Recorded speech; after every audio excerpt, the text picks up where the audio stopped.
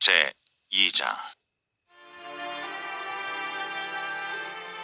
누구든지 소재의 예물을 여호와께 드리려거든 고운 가루로 예물을 삼아 그 위에 기름을 붓고 또 그 위에 유향을 놓아 아론의 자손 제사장들에게로 가져갈 것이요, 제사장은 그 고운 가루 한 움큼과 기름과 그 모든 유향을 가져다가 기념물로 제단 위에서 불사를 지니 이는 화제라. 여호와께 향기로운 냄새니라. 그 소재물에 남은 것은 아론과 그의 자손에게 돌릴지니 이는 여호와의 화제물 중에 지극히 거룩한 것이니라. 내가 화덕에 구운 것으로 소재의 예물을 드리려거든 고운 가루에 기름을 섞어 만든 무교병이나 기름을 바른 무교전병을 드릴 것이요, 철판에 붙인 것으로 소재의 예물을 드리려거든 고운 가루에 누룩을 넣지 말고 기름을 섞어 조각으로 나누고 그 위에 기름을 부을지니 이는 소재니라. 내가 냄비 것으로 소재를 드리려거든 고운 가루와 기름을 섞어 만들지니라. 너는 이것들로 만든 소재물을 여호와께로 가져다가 제사장에게 줄 것이요, 제사장은 그것을 제단으로 가져가서 그 소재물 중에서 기념할 것을 가져다가 제단 위에서 불사를 지니 이는 화제라. 여호와께 향기로운 냄새니라. 소재물에 남은 것은 아론과 그의 아들들에게 돌릴지니 이는 여호와의 화제물 중에 지극히 거룩한 것이니라. 너희가 여호와께 드리는 모든 소재물에는 누룩을 넣지 말지니 너희가 누룩이나 꿀을 여호와께 화제로 드려 사르지 못할지니라. 처음 익은 것으로는 그것을 여호와께 드릴지나 향기로운 냄새를 위하여는 제단에 올리지 말지며 내 모든 소재물에 소금을 치라. 내 하나님의 언약의 소금을 내 소재에 빼지 못할지니 내 모든 예물에 소금을 드릴지니라. 너는 첫 이삭의 소재를 여호와께 드리거든 첫 이삭을 볶아 찌은 것으로 내 소재를 삶되 그 위에 기름을 붓고 그 위에 유향을 더할지니 이는 소재니라. 제사장은 찌은 곡식과 기름을 모든 유향과 함께 기념물로 불사를 지니 이는 여호와께 드리는 화제니라.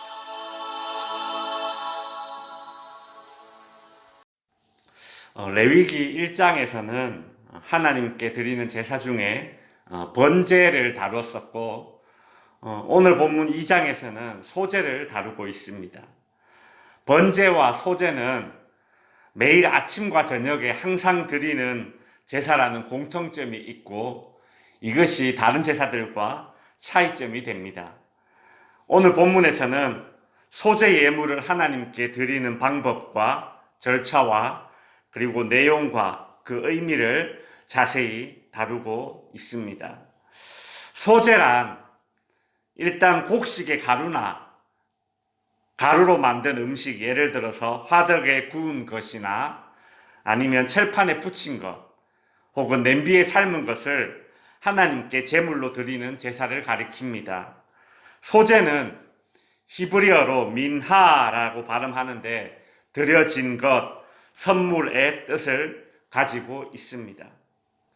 소제를 드리는 방법은 이스라엘 백성들은 가루로 만든 음식을 제물로 가지고 오면 제사장은 그 가루 중에서 일부를 취해서 제단에서 불사르고 나머지는 제사장들의 몫으로 돌리는 방식입니다.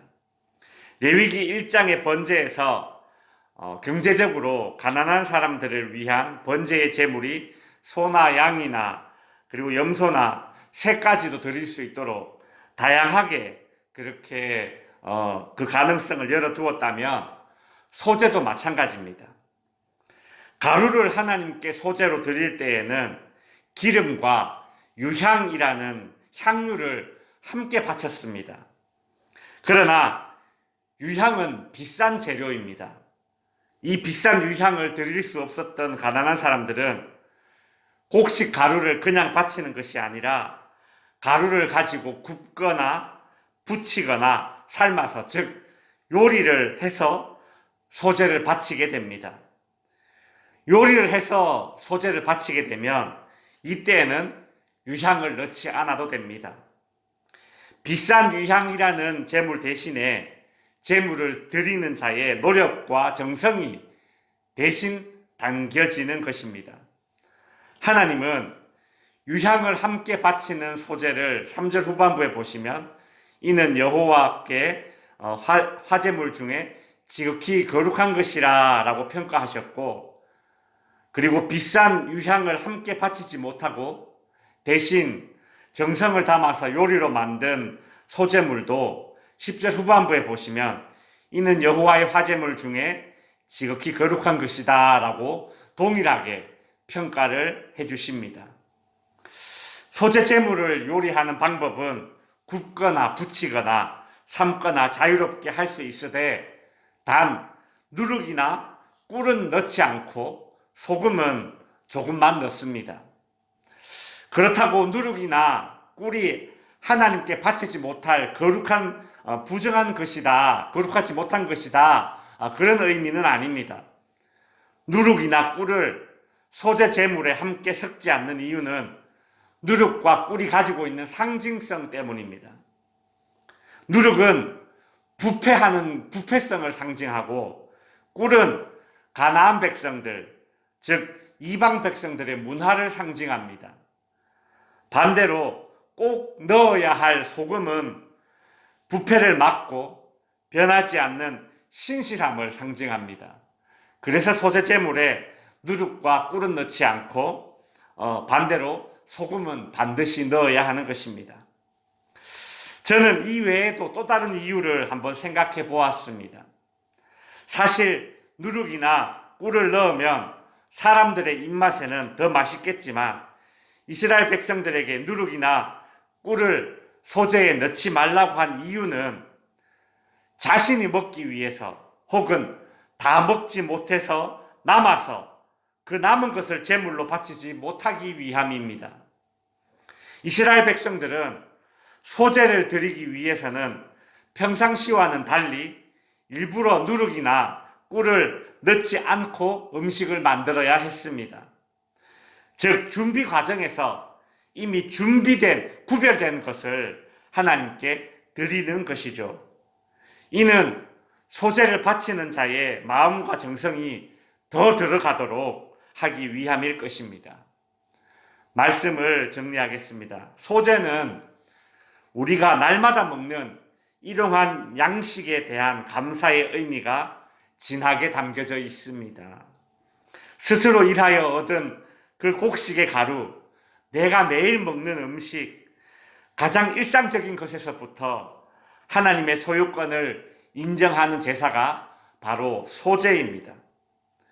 우리가 흔히 모여서 드리는 공예배뿐만이 아니라 우리의 일상의 삶이 예배가 되어야 한다고 말하는데 소재가 바로 그런 의미가 담겨져 있는 것이죠. 일상의 삶 가운데 매일 무엇을 먹는 것이야말로 가장 기본적인 행위이며 일상의 삶의 목적이 되기도 하는 중요한 행동입니다. 이처럼 일상적이지만 내 삶에서 매우 중요한 위치에 있는 것을 하나님께 드리고 하나님과 함께 나눔으로써 우리는 하나님과 더욱 친밀한 관계에 들어갈 수 있지 않겠습니까? 소재는 결국 하나님과 하나님의 백성들 사이에 식탁 교제를 나누는 그런 의미가 담겨져 있는 것입니다. 성도 여러분, 소재의 제물로 일상적인 곡식과 음식들을 드렸듯이 우리 일상의 모든 것이 하나님의 은혜의 선물임을 고백할 수 있기를 바랍니다. 더불어 우리의 일상이 하나님과 함께 먹는, 즉 하나님과 동행하는 그런 일상이 될 수 있기를 매일매일의 소재로 하나님과 동행하시기를 주님의 이름으로 축원드립니다.